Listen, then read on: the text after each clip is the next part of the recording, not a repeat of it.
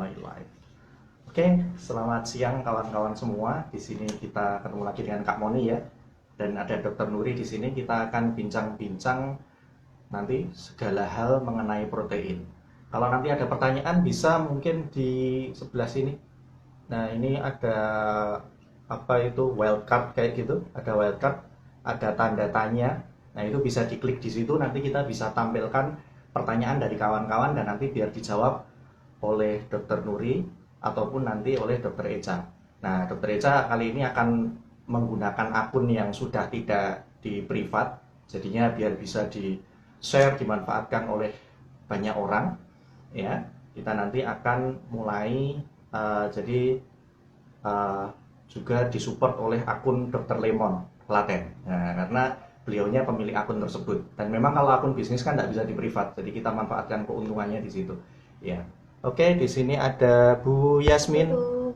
Ya, ada Bu Yasmin. Selamat datang. Welcome Bu Yasmin. Ya, kita akan bahas tentang protein nanti. Ya, mungkin sedikit intro nanti Dokter Nuri ya. Sedikit intro. Ini saya sendiri sih sebenarnya. Kemarin. Kok ada sebenarnya? Sebenarnya ya. Kalau tidak Jangan pakai sebenarnya dong. pakai sebenarnya. Oke. Ya, jadi Dokter Nuri ada berbagai pengalaman mungkin dengan pasien, mungkin dengan klien, bagaimana ketika diubah tentang kecukupan protein ini dan nanti seterusnya gimana lah, mungkin intronya nanti akan lebih lengkap Dokter Nuri aja. Oke, mungkin silakan Dokter Nuri tentang Ya, protein oke. itu sendiri. Terima kasih. Halo, selamat siang semuanya. Jadi pada siang hari ini kita akan membahas tentang protein gitu. Protein ini salah satu sumber makanan yang sangat menarik untuk dibahas. Jadi kenapa? Karena saya pun pada awalnya termasuk salah satu yang terkejut ya, mengenai berapa sih jumlah protein yang harusnya masuk ke tubuh saya gitu. Jadi protein ini setiap orang akan memerlukan dalam jumlah yang berbeda-beda sebetulnya, karena jumlah kecukupan protein sangat bergantung kepada berapa berat badan kita. Jadi saya ketika berat badan saya dulu masih 65, kemudian sekarang ketika saya sudah di 57, tentunya kebutuhan proteinnya juga berbeda. Apalagi dulu lagi ketika dahulu kala ketika Bunda berapa tuh? 74 kilo. Saya nggak pernah lihat ukuran timbangan dia sih, saya cuma lihat ukuran badan aja.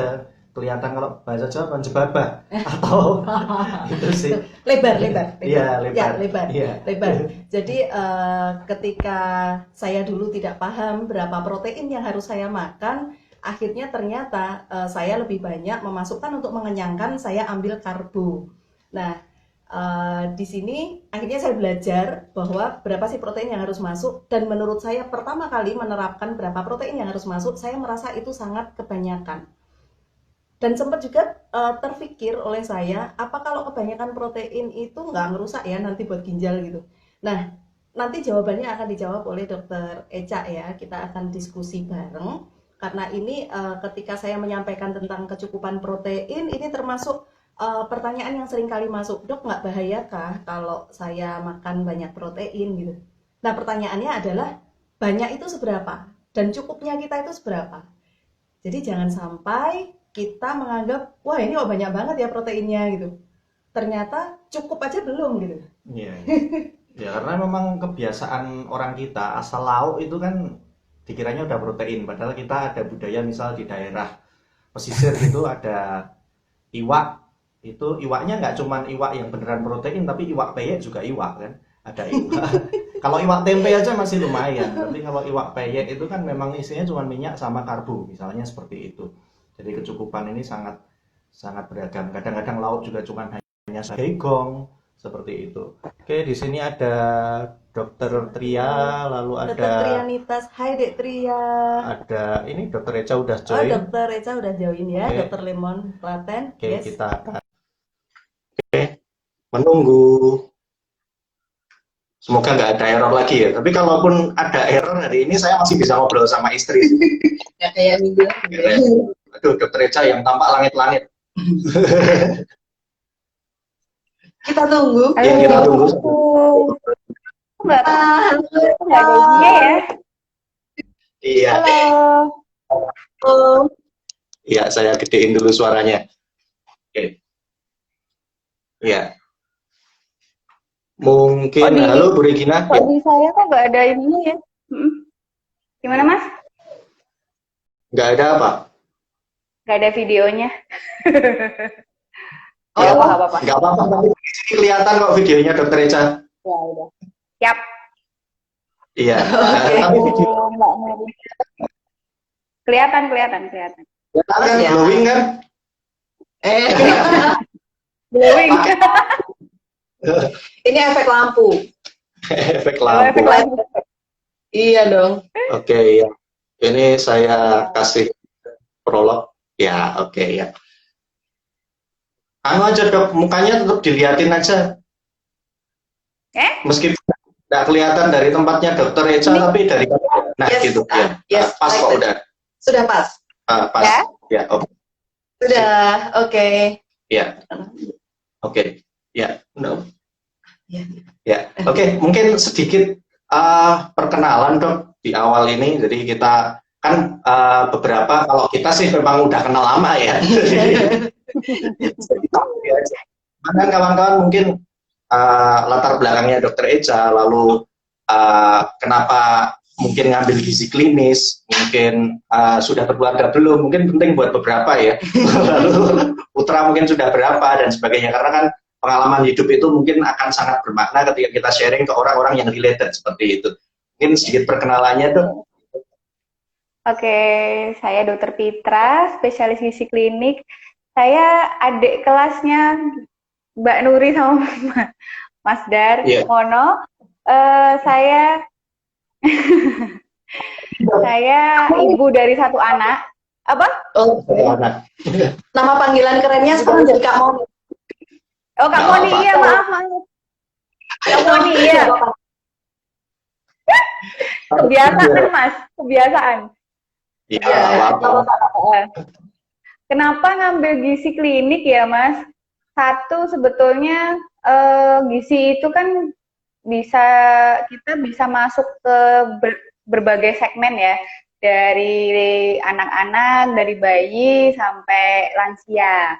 Dan buat ibu yang pengen apa ya, saya pengen banget masih nganter jemput anak, ya yang tidak ada jaga juga kan kalau gizi klinik, tidak ada kegawatan, ada kegiatan dan ilmu saya sebagai dokter juga bermanfaat, jadinya kenapa saya milih gizi klinik gitu.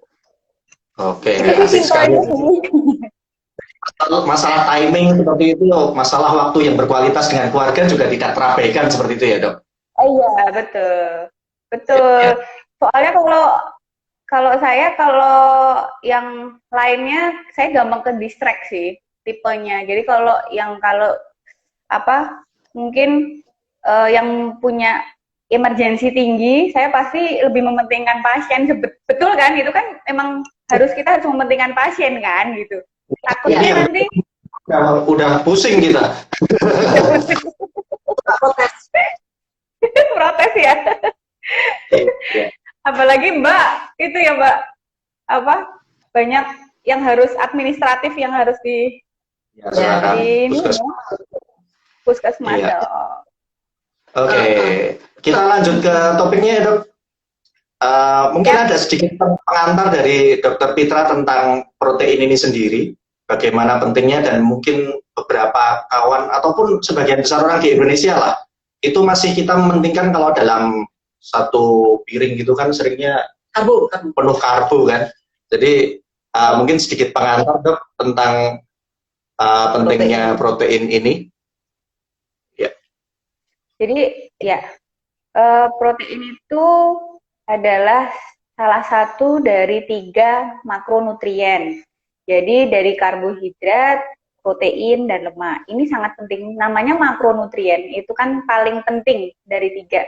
Nah, kemudian protein ini, ya memang tadi sering dilupakan. Padahal fungsinya itu banyak sekali. Jadi untuk zat pembangun, untuk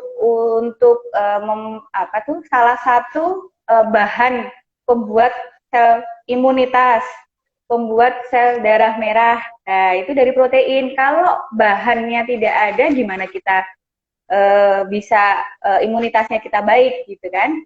Yang ketiga dia membuat hormon ya. Terus kemudian jadi enzim, jadi mempercepat proses metabolisme itu protein. Kemudian zat pembangun yang tadi ya sudah contohnya seperti itu sih Mas dan Mbak Nuri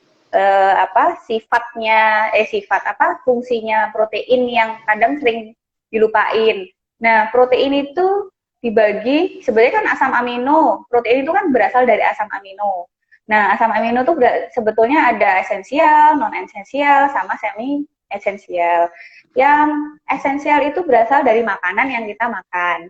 Kalau non-esensial ya berasal dari tubuh kita. Kalau semi-esensial biasanya ada gangguan dari metabolisme protein atau gangguan dari fungsi tubuh lah gitu. Nah, yang dari makanan itu yang esensial ya berarti dari makanan itu dibagi menjadi dua. Protein nabati dan protein hewani. Nah, kita kadang-kadang lupa bahwa kan sukanya makannya tuh nasi, terus perkedel jagung, perkedel kentang, ditambah bukan kerupuk. Iya, kerupuk. Itu sudah karbo dan karbo gitu kan. Jadinya memang ya kita sih kulturnya kita tuh yang kurang bener ya. Jadi kalau nggak makan nasi sama bakwan anget pakai sambal itu enak banget kan udah. Ya. Terus ada sayurnya sedikit, wortel sedikit, dikiranya dia kan udah ada sayur gitu. Kadang-kadang seperti itu. Padahal nggak ada sama sekali, sama sekali nggak ada proteinnya sebetulnya ya. Tapi kan nasi itu sebetulnya punya protein, tapi cuma sekitar 4 gram protein gitu. Jadi padahal kebutuhan kita itu kan sekitar 15-20% dari total kalori. Jadi seumpama nih Dokter Nuri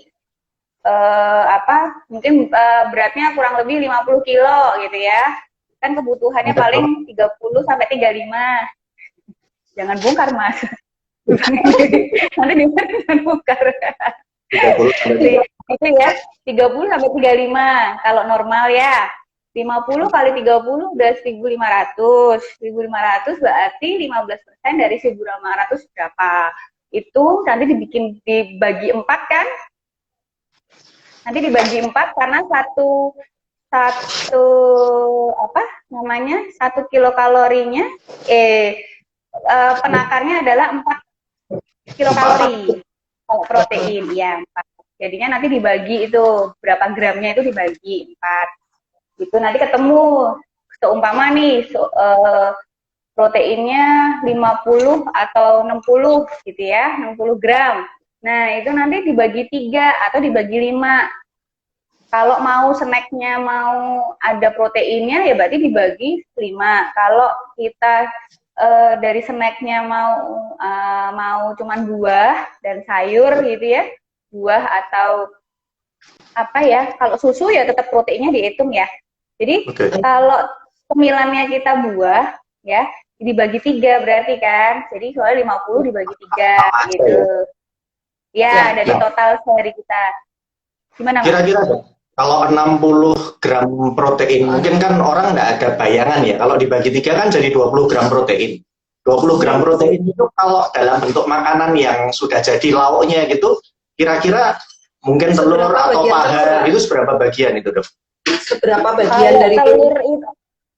Kalau satu telur itu 7 gram. 7 gram. Oh, artinya kalau dari telur semua. Kalau dari ayam sih potong kecil. Potongan kecil itu 7 gram sama. 7 gram gitu ya. Iya, tapi jangan yang potongan kecil loh Mas, bukan yang potongan besar. Kalau potongan sedang biasanya sih bisa sampai 20-an juga bisa. Kalau satu potong sedang itu sebenarnya ayam satu itu 20 bisa itu, 20 gram. Sekepel. Iya. Ya, gitu, Mbak. Bisa 20 gram gitu. Bisa. Oh, berarti patokan gampangnya misal daging ayam sudah dipotong dadu gitu, 1 kali makan di 1 kepal gitu, kira-kira kalau istri cukup ya? Cukup sih. Cuman kita kan harus harus ada protein hewani dan nabati kalau bisa. Ya, jadi menunya seimbang. Iya. Ya, protein ya. Jadi dan di sayur pun tuh sebenarnya juga ada proteinnya, cuman 1 sampai 2 tok kecil banget gitu. Ya, Itu sih. Oke.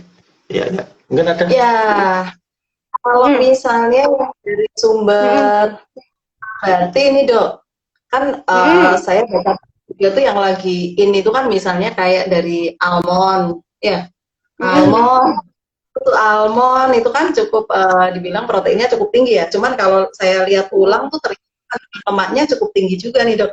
Nah ini biar kita ngambil yang seimbang tuh kira-kira ada tipsnya gitu nggak Dok?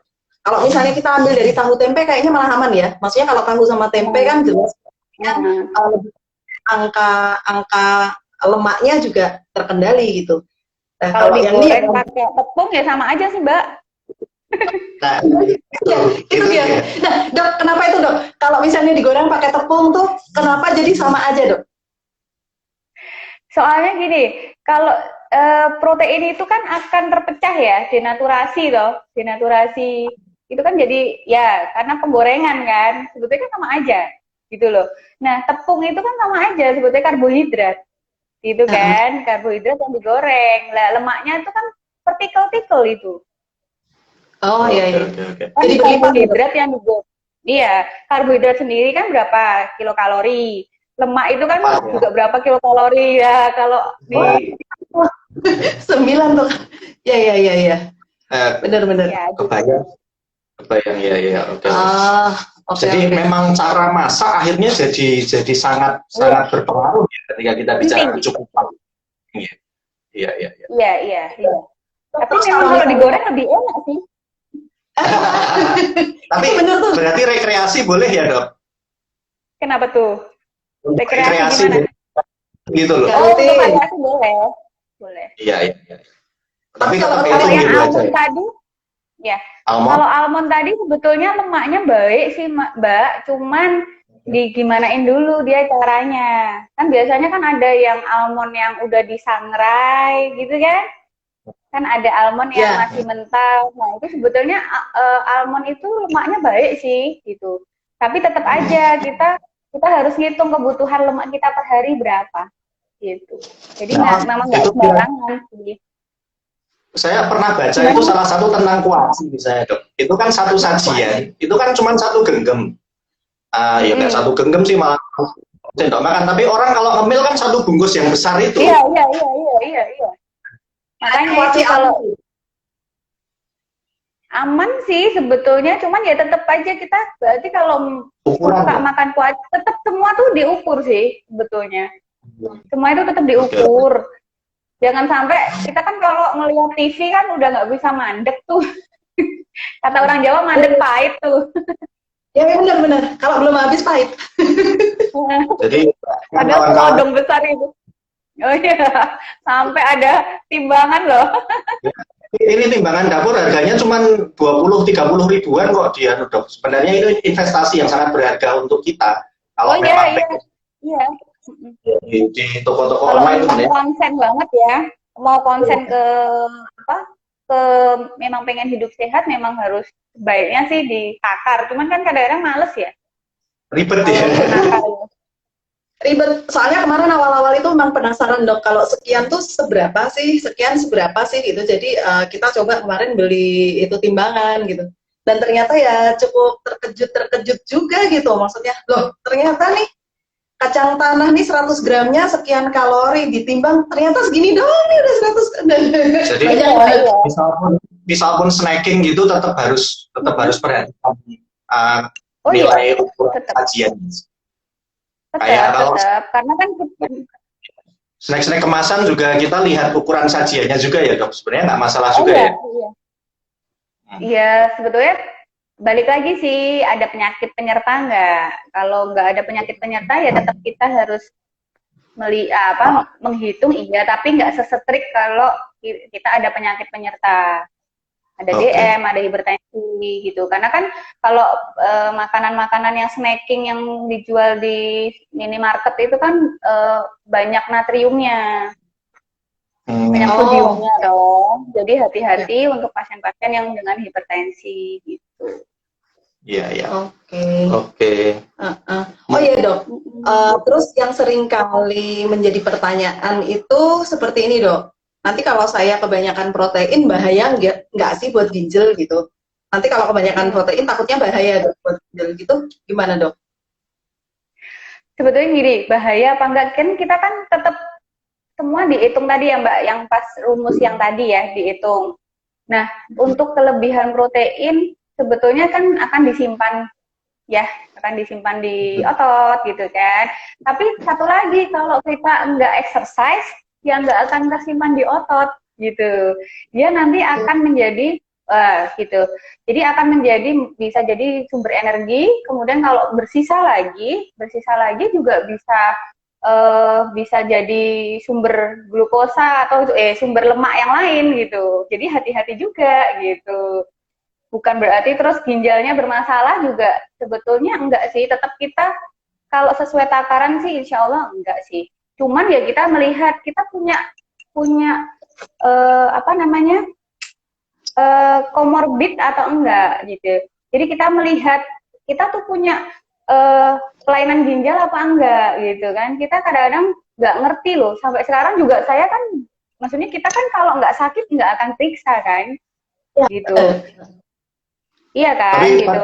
Jadi, ya, pada gimana Mas? prinsipnya kadang itu orang udah merasa cukup atau bahkan kelebihan, tapi ketika nggak diukur kadang-kadang sebenarnya masih under sekali ya untuk kebutuhan protein itu. Nah, ya itu. Tadi makanya proteinnya seperti apa? Jangan-jangan nanti kayak tadi bakwan dikira protein. Kan protein itu kan diasumsikan sebagai lauk gitu loh. Lah, saya ini udah makan lauk gitu kan. Lah, lauk itu asumsinya orang ya udah yang asin. Iya, iya, iya. Iya. Kayak orang kadang bilang, oh minum saya sudah banyak, tapi ternyata ketika diukur nggak nyambung dengan kecukupan, nggak sampai itu kan. Nggak sampai 8 gelas, dia bilang 5 gelas itu udah banyak. Sering sih pasien kayak gitu. Iya. Udah banyak gitu. Prinsipnya diukur dan kita cari. Oh iya. Kayak kecukupan air kayak gitu kan kadang orang merasa udah terlalu banyak minum. Padahal iya. Ya, Sebetulnya belum gitu loh. Sebenarnya belum. Gitu. Oke. Ya, mungkin. Oh iya, dok, balik lagi tadi kalau misalnya ke masalah yang protein hewani sama nabati, itu kan baiknya kita mix keduanya. Nah, ini yang lebih disarankan, apakah yang penting dalam total sehari kita itu makan ada hewani sama nabati, atau misalnya dalam setiap kali makan itu akan lebih baik apabila kita mix antara hewani sama nabati gitu, dok? Iya. Sebaiknya sih beragam tadi ya.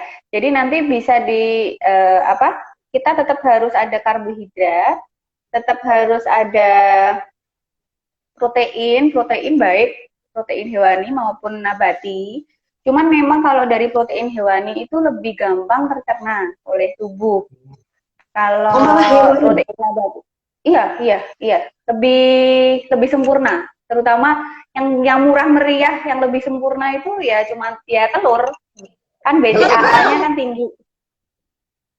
Putih telur itu murah, tapi luar biasa lah manfaatnya. Dan tapi nggak jarang orang mau kan sama telur itu kan amis ya.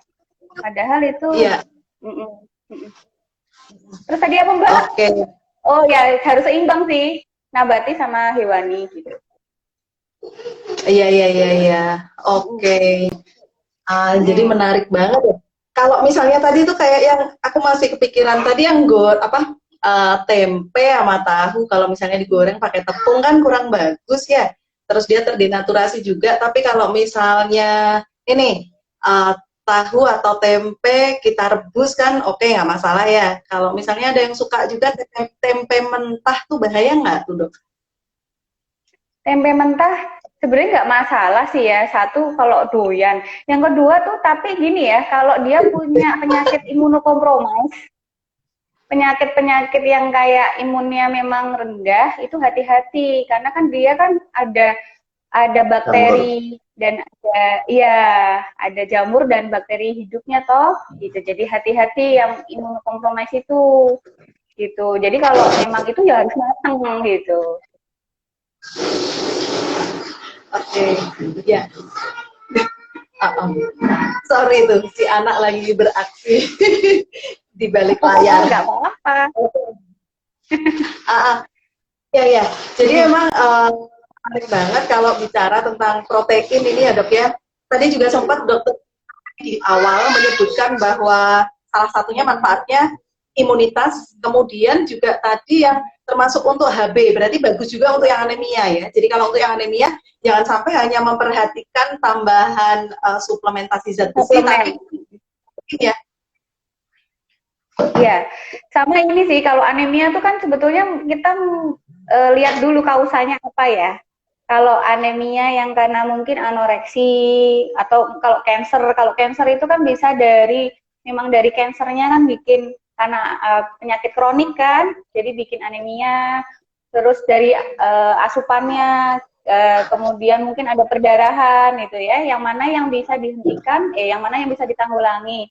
Kalau dari makanan ya itu sebaiknya sih dari protein-protein yang hewani tadi, Mbak, lebih cepat sih dia. Tapi kan untuk jadi nggak bisa kalau udah dikasih suplemen tok terus nggak pakai apa proteinnya nggak bisa dia nggak bisa kerja juga toh, nggak bisa terserap juga toh. Siap. Iya, soalnya ini menarik juga sih memang salah satunya pemenuhan kebutuhan nutrisi terutama protein tadi ya. Kita kan sering banget juga ketemu sama pasien-pasien lansia. Nah, pasien-pasien lansia ini kadang-kadang saya suka sedih gitu kalau misalnya nyaranin udahlah perbanyak telur, putih telur. Mereka tuh masih banyak yang menganggap atau memang mereka tuh emang nggak suka gitu. Jadi Eyang itu memang nggak doyan telur dok, nggak suka telur dok, nggak suka ayam dok, gitu. Sukanya, jadi Sukanya gorengan. Hampir misalnya, jadi kita sediain gitu makanannya buburnya bubur sumsum atau jenang ya. Jadi apa namanya bubur nasi yang lembek, misalnya seperti itu. Dan untuk pemenuhan protein itu kan akhirnya sangat kurang ya, padahal untuk lansia itu kan kebutuhan protein juga sangat penting ya dok ya. Nah ini untuk yang cukup buat lansia itu gimana dok? Sebetulnya kan untuk lansia itu kalau tidak ada gangguan ginjal itu kan 1 sampai 1,2 gram per hari. Cuman ya itu kalau ya lumayan ya. Nah kita itu kan gimana? Seringnya cuma dikasih bubur sumsum doang kalau orang-orang tua itu loh. Iya, itu dia. Makanya yang bikin terjadi malnutrisi pada lansia kan di situ. Malnutrisi itu bukan berarti terus dia kurus juga enggak. Jadi mungkin bisa gemuk, tapi ototnya udah nggak ada gitu. Itu namanya sarkopeni, obesity. Iya, bisa. Jadi hati-hati itu. Nah, kalau siasatnya, biasanya gini Mbak, kalau lansia itu biasanya cuma karena ini aja sih, karena ada mitos bahwa kalau mitos atau apa cuma sugesti kalau makan lauk itu bikin gatel-gatel gitu loh. Kalau udah tua makan lauk bikin gatel-gatel. Terus iya kan? Terus aku wes gak butuh nggak butuh buat pertumbuhan lagi gitu kan. Kadang-kadang pemikiran beliau sendiri itu. Beberapa pasien saya itu kalau setelah diberi pengertian ya alhamdulillah ngerti sih sebetulnya. Atau saya gini, Eyang mau nggak kita kasih susu, bukan susu sapi murni kok Eyang gitu, pakai enteral. Jadi Eyang mau nggak pakai susu yang ini gitu. Jadi buat pengganti proteinnya biar bisa masuk lah setidaknya gitu kan. Jadi memang harus kalau sama lansia tuh harus itu ya. Kita tuh harus jangan lihat asupannya aja, tapi psikologisnya gimana beliau. Mungkin sebetulnya cuma pengen cari apa ya, caper gitu ya, cari perhatian kok aku nggak diperhatiin anakku, jadi kadang-kadang suka ngambek gitu. Jadi apa ya, kata orang Jawa seng-seng ya, jadi pengennya Seng-seng. ini, oh enggak, iya kan, nggak mau ini, nggak mau itu, kadang-kadang cuman caper, sebenarnya pengen diperhatiin sama anaknya, sama cucunya, gitu-gitu, simpel sebetulnya. Cuman kan kita dengan kegiatan kita yang banyak, anaknya tuh kadang-kadang nggak ngeh sampai segitunya. Oh, ini Eyang mau diajak ngobrol toh, gitu. Jadi sebetulnya beliau-beliau tuh, ya itu satu, sugesti beliau, yang kedua ya itu tadi, cuman pengen cari perhatian itu sih, Mbak. Beberapa pasien tuh iya. Jadi tetap kita edukasi ya kepentingannya, soalnya memang akhirnya mungkin karena nggak tahu dan karena ya itu tadi ya kebiasaan, lalu mitos-mitos tadi ya. Iya, mitos itu kan di orang Jawa kan banget ya. Lebih. Iya, karena kasihan akhirnya mereka kan karena ototnya berkurang tidak bisa menjalankan aktivitas. Jalan. Itu ya, semakin lama kan parah. Iya, iya. Lah ya, apalagi kan gimana Mbak? Keluhan pegel-pegel kan jadi makin banyak tuh kalau ototnya nggak kuat kan ya. Iya, betul. Jadinya ya, masa mau dikasih vitamin B terus kan nggak mungkin kan. Kalau usahanya nggak diperbaikin toh. Ya, aku jamu Pak Tani biasa. Jamu Pak Tani katanya. Jamu Pak Tani. Iya, nggak ada badan pom kayak gitu kan, ngeri juga yang orang-orang tua itu kadang-kadang larinya ke situ akhirnya. Iya, gitu kan. iya. Habis itu gagal ginjal, Mas. Iya, benar. Iya. Jadi seperti lingkaran setan ya permasalahan-permasalahan ini akhirnya, karena awalnya kekurangan, ketidakcukupan dan ketidakseimbangan nutrisi ya awalnya. Betul. Ya. Dok, kalau tadi untuk lansia kan 1 sampai 1,2 gram per kilogram berat badan. Kalau untuk nih kebutuhannya berapa, Dok? Kalau untuk yang dewasa lah, Dewasa itu sebetulnya bisa sampai 1,6 sampai 1,8 sih, Mbak, tergantung gedenya dan kebutuhannya ya. Jadi kalau cuman kebutuhannya dia banyaknya cuman di rumah leha-leha ya nggak usah banyak-banyak gitu. Tapi kalau dia olahragawan, dia banyak aktivitas, itu ya bolehlah ditambah gitu. Itu sih. Sampai berapa kalau misalnya olahraganya misalnya bentuk otot begitu, kira-kira sampai berapa, Dok? Kebutuhan proteinnya per hari? Per kilogram berat badannya. Kalau olahraga. Tapi harus olahraga ya, loh ya.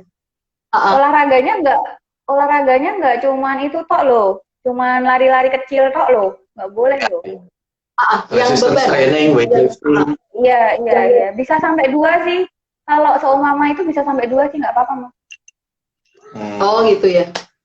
Berarti kalau kita mau mempertahankan biar tubuh kita bagus gitu, seusia kita ini berarti bisa pakai 1,5 ya, Dok? 1,5 gram per kilogram boleh. Aman ya. Itu. Kalau anak-anak aman. Kalau anak-anak kebutuhannya apa sih, Mbak? Lebih gede ya kebutuhannya. Ini ada pertanyaan dari netizen kalau yang ini. Pertanyaan apa nih? Usia 13 bulan. Oh, ini untuk ada pertanyaan nih, Dok. Jadi kalau untuk anak usia 13 bulan, Dok, seberapa banyak protein yang diperlukan dalam sehari? 13 bulan itu 1 tahunan ya. 1 tahunan sih bisa. Kasih ya. Prinsipnya kasih-kasihnya aja ya. Jangan dong, kan 1 tahun itu udah harus empati. 6 bulan, sorry. Ini yang konselor malah lupa. Kan harus ada empatinya. Nah, empatinya itu ya ini proteinnya sebetulnya kalau nanti mau dihitung ada sih sebetulnya chartnya juga ada. Jujur saya lupa kalau untuk 13 bulan. Cuman begini, memang harus yang untuk empati itu walaupun udah namanya empati, MPASI itu kan pendamping makan. Nah, bukan pengganti ASI kan. Jadi ASInya tetap, makannya itu berlatih bertahap. Nah, yang dilupakan bukan protein, kalau anak-anak, tapi lemak. Oh, Kan yang kalau kalau masalah anak-anak itu malah bukan protein. Kalau masalah protein itu di lansia biasanya yang sering dilupakan. Kalau yang di masalah balita itu yang dilupakan adalah masalah lemak. Ya, ibu-ibu merasanya kalau kasih lemak nanti kolesterolnya naik, ya nggak apa-apa. Memang anak-anak butuh kolesterol kok gitu. Kolesterol nggak selalu jahat gitu kan. Karena untuk pertumbuhan otaknya gitu. Jadi ya, tetap jadi butuh masalah. lemak gitu. Iya, yang bikin gagal tumbuh itu ya itu nggak seimbang. Jadi cuma nasi, pakai pakai kuah, pakai sayur bayam, ya Sayur kok udah bayam. selesai gitu. Kan yang penting wis maem lah, tapi kan salah, itu bukan makan gitu. Yang makan ya tetap kita nasi apa ya bubur lah ya, bubur. Awal kalau 13 bulan berarti bubur saring. Bubur saring dikasih nabati, dikasih hewani, ya sepotong-potong kecil lah. Untuk latihan dulu kan, sepotong-potong kecil, terus nanti dikasih minyak. Nah, tambahan minyak ini yang kadang-kadang lupa.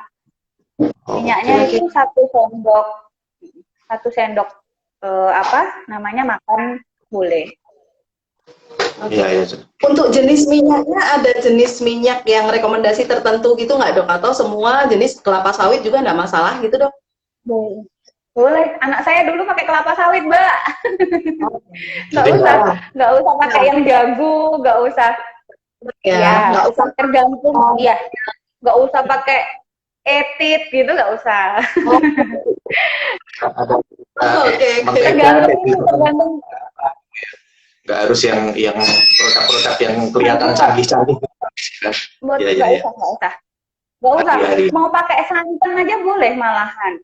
Mau dibikin opor gitu malah boleh. Oke. Kayak opor itu malah boleh gitu. Jadinya itu hati-hati yang pada pasien anak-anak empasi itu malah lemak bukan proteinnya sih. Kalau protein pasti ibu-ibu tuh pasti ngasih kok. Walaupun kurang ya. Tapi yang sering nggak dikasih itu ya lemak gitu. Kebanyakan masalahnya pada kerupuk, dok. Kerupuk dok. Kenapa tuh? Kalau ibu ya. Iya. Oke. Ada Makanya pertanyaan. kalau ibu-ibu, gimana? Ini ada pertanyaan lagi. Oh, tapi tadi udah Sama terjawab sih, ya di usia karena 39 usia tahun. 39 tahun. Beda tipis sama kita kan ya. Itu kecukupan kita. protein ya. Berarti sekitar 1,5 gram per kilogram berat badan tadi ya dok ya? Iya. Oke. Ini anak usia 12 tahun. Nah, tapi beratnya 65 kg, Dok. Iya. Gimana tuh ngatur proteinnya? 12 kali.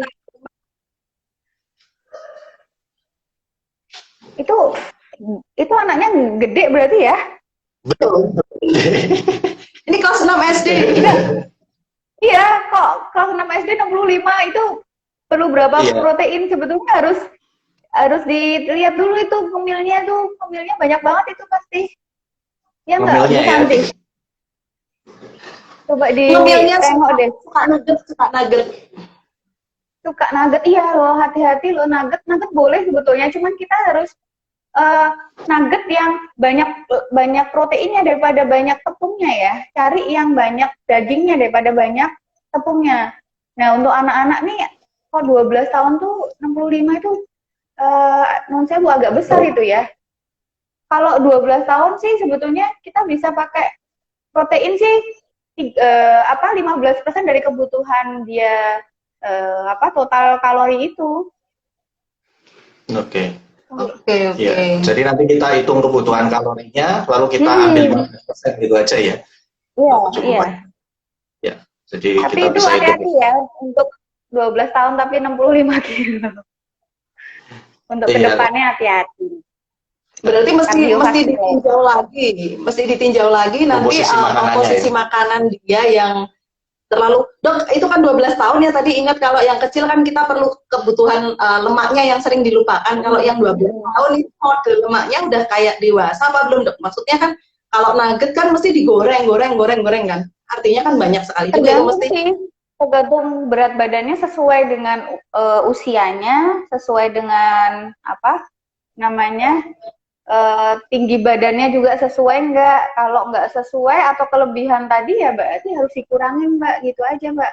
Kalau seumpama dia kalau dia Kita lihat cukup, dia sesuai, ya tetap kan, karena kan menurut WHO kan 12 tahun masih masuk anak ya. ya. Benar. Iya, Masih. 18 kan, batasnya kan 18 ya. Walaupun SMA tetap anak kan. Kalau ini kan anak-anak kaset dok. Oke, Itu ya, anak pertamanya Mbak Nuri tuh. Anak pertamanya Mbak Nuri. kita Ini vitamin C. oke, ini ada pertanyaan tentang gizi secara umum sih dok. Kan Iya. sekarang produk vitamin C 1000 mg itu banyak macam-macam kan. Nah, Apalagi itu kan musim corona nih ya, ya. orang jadi kadang gampang banget untuk mendapatkan itu hari-hari lah. Kalau itu dikonsumsi tiap hari, ini pertanyaan dari Dokter Devi ya. Dokter Devi Gunung Kidul. Itu kira-kira benefit dan risikonya kira-kira gimana dok? Oke. Sekarang gini, kalau sebetulnya kebutuhan vitamin C kita itu kalau sekitar 75 sampai 100 mg per hari yang bisa terserap oleh tubuh sebetulnya itu. Kalau bisa jadi kalau asupannya kira-kira kurang, boleh pakai suplementasi, boleh. Mau pakai 1000 ya boleh, pada akhirnya juga akan dibuang gitu. Nggak akan terserap oleh tubuh kita, ya. Jadi ya,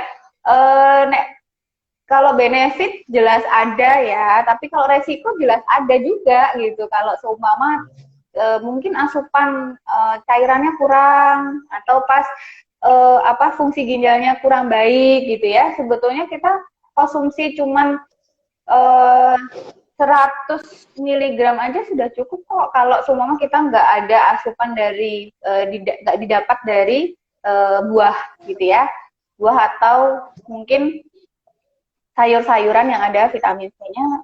Boleh sih sebetulnya vitamin C, cuman kalau 1000 mg ya nggak apa-apa gitu.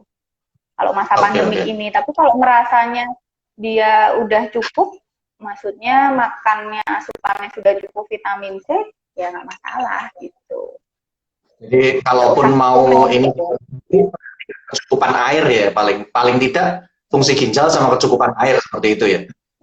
Iya, betul. Karena kan vitamin C kan vitamin larut air. Iya. Oke. Iya. Oke. Tadi masih lanjut yang diskusi yang tadi dok, jadi yang 12 tahun 65 kg itu tingginya 160 dok. Oh, 160 kan tetap aja kelebihan. Kelebihan Ya, 5 kg. Nggak usah, kan aja kelihatan kok. Iya, kelebihan. Jadi tetap harus ditinjau ya. Iya. Ditinjau dulu, nanti Ya, kalau itu bisa konsultasi pribadi boleh. Oke. Oke. Ya, makasih dok. Ini ada yang juga 15 tahun 75 kilo. Dan mengalami PCOS, iya. Biasanya kan berarti kan jelas itu obesitas. Kalau udah ada PCOS kan hormonnya berarti kan terganggu gitu kan. Peradangan dari lemak-lemaknya seperti itu ya dok? Iya, berarti memang harus menurunkan berat badan itu biar bisa kemudian harinya bisa hamil kan. Kasihan kalau terus nggak bisa hamil gitu. Iya. Tujuannya, itu cewek apa cowok itu? PCOS sih biasa cewek ya. PCOS dong cewek. Kayaknya nggak gitu deh. Iya. Oke. Oh iya, ini ada yang menarik dok. Kemarin tuh kan istri isolasi mandiri. Iya. Lalu kan memang akhirnya di sana sekalian biar manfaat kecukupan proteinnya kita perhatikan gitu loh. Kita ukur sesuai dengan seharusnya dia dapat protein seberapa. Plus olahraga. Plus olahraga ringan, tapi olahraga ringan hari keberapa? Nggak ringan-ringan amat deh. Tapi hari keberapa juga ya bukan. Hari ketiga mulai. Hari ketiga mulai olahraga. Nah, Hari ketiga mulai. dia itu keluar selama isolasi itu ternyata merasa kenyang terus ketika proteinnya cukup ini. Ya sayur dan karbo lemak udah diperhatikan. Tapi kan protein ini seringkali kurang dia. Itu lah. Ternyata ketika keluar dari isolasi, meskipun di saat isolasi dia merasa kenyang terus, itu ternyata timbangannya tetap. Tapi kemarin celana yang udah dipermak dikurangi 4 cm, itu jadi longgar lagi dong. Cukup. Oh, Itu. keren. Ya. Lagi, mungkin itu penjelasannya gimana ya? Mungkin apakah antara komposisi lemak atau otot atau gimana? Saya tetap makan karbonya, Dok. Cuman untuk snack kemarin saya ganti alihkan protein. Jadi karena kan kalau saya snacknya ambil buah atau sayur, protein saya nggak nyukup gitu. Jadi karena udah kenyang kekenyangan terus. banget gitu. Iya. Kalau kecukupan protein untuk berat badan biasanya kita pakai komposisinya. Kalau karbohidrat memang agak turun, berarti kalau proteinnya naik ya. Jadi biasanya karbohidrat itu di sekitar 55 sampai 60% dari total kalori, proteinnya 15 sampai 20%, kemudian sisanya lemak. Nah, kalau mau untuk penurunan berat badan, proteinnya bisa dinaikkan menjadi 35% boleh gitu. Tapi ya itu tetap dilihat dulu fungsi ginjalnya dan activity. Kalau nggak ada activity, protein tidak akan bisa terbentuk menjadi otot. Ya, jadi berat badan bisa tetap tapi lebih singkat. Iya, benar. Ya. Jadi lemaknya lebih turun sebetulnya, ototnya yang gede. Oh, iya. Jadi kita sama komposisinya tuh di tubuh bukan komposisi tubuh sama ya, tapi lemaknya jadi turun, proteinnya ototnya jadi naik gitu. Jadinya kesannya ditimbangan itu tetap tapi baju longgar gitu. Jadi makanya untuk penurunan berat badan kita nggak pernah pakai patokan timbangan aja. Nggak pernah pakai. Mesti kita harus ada pengukuran pakai alat komposisi tubuh. Bisa. Kalau enggak pakai kalau susah ya pakai meteran. Kalau susah lagi ya pakai itu tadi celana. Kok celanaku dari yang kemarin sempit jadi longgar ya gitu. Kok ini kalau untuk wanita ya mungkin tali branya dari mungkin ujung banget jadi maju gitu kan, itu kan berarti udah penurunan berat badan itu gitu.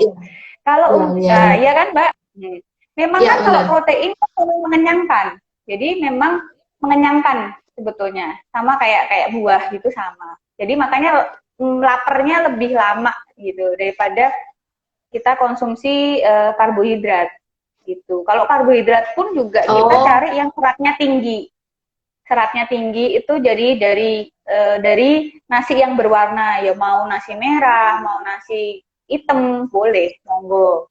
Tapi jangan nasi kuning ya, beda ya. Nasi kuning. Oatmeal boleh ya, oatmeal? Oatmeal boleh sih, seratnya juga tinggi gitu. Atau mau pakai kalau kira-kira aku nggak suka pakai nasi merah, aku nggak suka pakai sereal gitu ya. Bisa pakai chiaseed, itu seratnya tinggi kalau mau kasih serat gitu. Oh, oke. Omega 3-nya juga bagus. Oke. Iya. Cukup ya. Udah kayaknya. Kalau pertanyaannya udah habis sih yang kita masuk. Masih ada waktu sekitar 10-an menit. Oke, masih ada waktu sekitar 10 menit. Ya? Biar dia yang ngobrol sama dokter Eca aja. Saya penasaran tuh ini dok. Jadi pernah saya dengar gitu ya. Jadi kalau kita melakukan diet itu sebaiknya kita tetap seimbang. Jadi walaupun menambah protein, tapi kita tetap mesti pakai karbo gitu. Kalau kita skip itu efeknya kurang bagus. Nah ini kurang bagusnya nih kenapa dok? Kenapa kita tetap mesti harus pakai karbo juga? Walaupun komposisinya mungkin kita geser, tapi tetap harus masuk gitu. Iya, karena kan karbohidrat itu kan fungsinya untuk sumber energi ya. Iya. Sumber energi kita. Nah, kalau karbohidratnya no atau low sekali, itu protein dan lemak yang masuk akan digunakan untuk energi. Jadi bukan fungsinya sendiri, jadi bukan fungsi sebagai enzim, sebagai bikin otot, sebagai ini, sebagai itu. Jadi fungsinya jadi salah dia. Jadi menggantikan fungsi karbohidrat itu sendiri. Kalau fungsi karbohidrat sebagai sumber energi sudah tercukupi, dia baru menjadi fungsi yang lain. Jadi kenapa harus seimbang tetap kalau penurunan berat badan? Jadi tetap harus ada karbo. Kenapa? Karbo kan untuk sumber energi. Jadi biar proteinnya yang masuk itu bisa menjadi akan diolah menjadi otot gitu. Ya. Ya. Jadi peruntukannya masing-masing tetap harus dipenuhi semua ya. Iya. Iya, dan Allah kan menciptakan pasti kan ada tujuannya, toh nggak mungkin kan? Kita boleh mengganti, tapi nggak mungkin sama sekali tidak dipakai gitu. Kemarin saya baca sedikit bukunya Harun Yahya yang tentang protein itu sih dok, tapi saya taruh karena pusing. Karena ternyata kan protein itu mulai dari DNA, mulai RNA, enzim, lipoprotein pada bungkusnya sel, pada organel sel, mitokondria, semuanya protein. Iya, makanya kan saya bilang protein tuh kayak kita bikin kue, kalau bahannya kurang, pasti nanti jadinya jelek, gitu loh. Kalau kita ibu hamil yang kurang protein, mungkin anaknya juga bisa jadi kelainan genetik, kelainan fisik juga bisa kan? Jadi kelainan kayak pembelahan gitu, pembelahan selnya kan juga nggak baik gitu loh, karena kan dari mikrosomnya, dari itunya kan semua soalnya protein gitu. Jadi hati-hati. Jadi ibu itu bebannya berat sekali kan, Mbak? Iya, betul. Iya. Makanya kalau yang program hamil gitu kadang-kadang saya lihat juga ada beberapa yang share gitu makanannya seperti apa, itu memang disuruh untuk memperbanyak protein juga ya dok? Iya, dan mengurangin bukan asupan karbohidrat aja, tapi gula sih. Soalnya kan kalau dia banyak asupan gulanya atau karbohidrat kan disimpannya menjadi trigliserid kan, jadi lemak gitu kan. Takutnya itu lemak itu kan bikin inflamasi. Lah kalau inflamasi kan jadi bikin nggak bisa hamil dalam waktu dekat gitu. Itu sih. Jadi sebetulnya selain dari proteinnya, kalau sel lemaknya itu banyak, itu bikin inflamasi itu tadi, Mbak. Oke. Iya. Makin jelas sekarang. Iya. Jadi nyambung. Padahal kadang-kadang nih dok, yang sering kejadian tuh, kita kalau ada ibu hamil atau ibu menyusui, kan sarannya perbanyak makan. Jadi jangan diet, makannya harus banyak. Cuman kadang-kadang salah di komposisi ini. Jadi mereka sebenarnya maunya, tapi karena jatuhnya mereka malah masuk ke obes, kan akhirnya jadi banyak peradangan ya dok. Jadi maksudnya jadi nggak pas gitu. Apa itu? Misal makannya nasi, lauknya kerupuk, nanti snacknya ketela, lalu kan gitu-gitu dong akhirnya makan banyaknya. Karena makan banyak gitu loh ya. Iya, betul. Kan itu makanan ringan kalau ceripik tela, Mas. Tapi ringan tapi full of lipid. Tapi enak sih ya, soalnya ya. Jadi selalu kita perhatikan bagaimana proporsinya ya semuanya pada setiap tahap kehidupan dan pada setiap orang, case per case sih sebenarnya, cuman atau proporsinya semua harus masuk ya pada dasarnya. Iya, itu ada pertanyaan tuh. Kalau promil berarti harus banyak protein, less sugar dan lemak ya dok. Gimana nih dok? Sebetulnya bukan less sugar boleh kalau mau hidup lebih sehat. Tapi bukan berarti less sugar itu di makanan, maksudnya kita masak tanpa gula juga enggak enak kan. Kalau dimasakkan gula garam itu boleh gitu loh. Kalau dimasakkan gula garam itu boleh.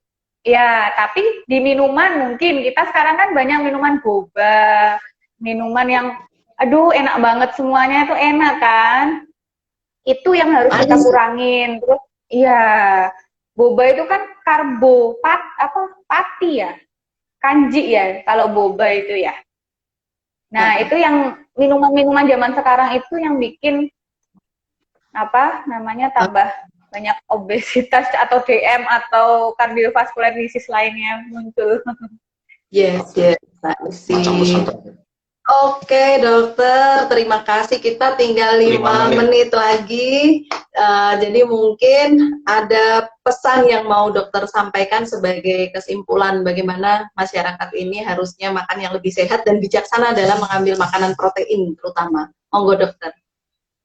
Iya, Jadi kita tetap kalau mau makan semua itu sesuai porsinya. Jadi kalau untuk dewasa yang sehat biasanya karbohidrat itu 55-60%, kemudian protein 15 sampai 20. Kalau mau penurunan berat badan ya tinggal ditambah proteinnya, dikurangi karbohidratnya, tapi bukan berarti harus di skip karbohidratnya. Ya, untuk semua penambahan sayur boleh, sayur harus berwarna-warni. Jadinya mungkin hari ini warna hijau, besok warna merah, besok warna itu, karena di situ banyak vitaminnya. Kemudian untuk cairan juga harus diperhatikan karena kita apalagi masa pandemi ini, terutama saya juga kadang-kadang kalau udah pakai APD itu males banget untuk makan minum tuh males. Ya udah selesai baru lepas APD baru makan minum gitu. Karena memang males cepat copot males gitu lah, kan resiko tertularnya lebih tinggi selagi gitu. Untuk ya itu nanti untuk pemilihan protein sebaiknya jangan yang kita harus tahu bahwa protein itu bukan yang asin-asin aja. Protein itu bukan yang cuman bukan buat lauk aja, bukan buat cemilan, yang penting ya itu. Nah, protein itu harus ada protein hewani dan nabati. Hewani ya dari hewan, nabati ya dari tumbuhan gitu. Harus seimbang. Yes. Oke. Terima kasih banyak waktunya, Dok, sudah mengganggu siang hari ini. Ini masih di rumah sakit atau gimana? Masih di rumah sakit ya, Dok, di rumah sakit. Di rumah sakit. Jadi, bertugas lagi. Dokter Fitra ini di Rumah Sakit Suradi Tirtonegoro, Klaten ya. Jadi kalau mau berkonsultasi kepada beliau secara menemui di Rumah Sakit Suradi Tirtonegoro, Klaten. Terima kasih atas waktu yang Fitra, sangat bermanfaat buat kami semua, buat para pemirsa semuanya. Terima kasih atas waktunya. Foto dulu yuk, Mbak. Foto dulu. Screenshot ya. Iya, ya. Susah. Bisa kok, kalau nggak aku aja. 1, 2. Yes. Saya merem. Merem. 3, 2, 1. Ya. Ya, nanti aja yang bagus. Iya. Nggak apa-apa lah. Oke. Terima kasih buat Dokter Fitra. Sukses selalu, Dok. Ya. Sehat selalu. Terima kasih kawan-kawan ya. Semua yang join juga sehat selalu. Semoga dilindungi Allah Subhanahu wa Ta'ala. Oke. Thank you semuanya. Assalamualaikum. Assalamualaikum warahmatullahi wabarakatuh.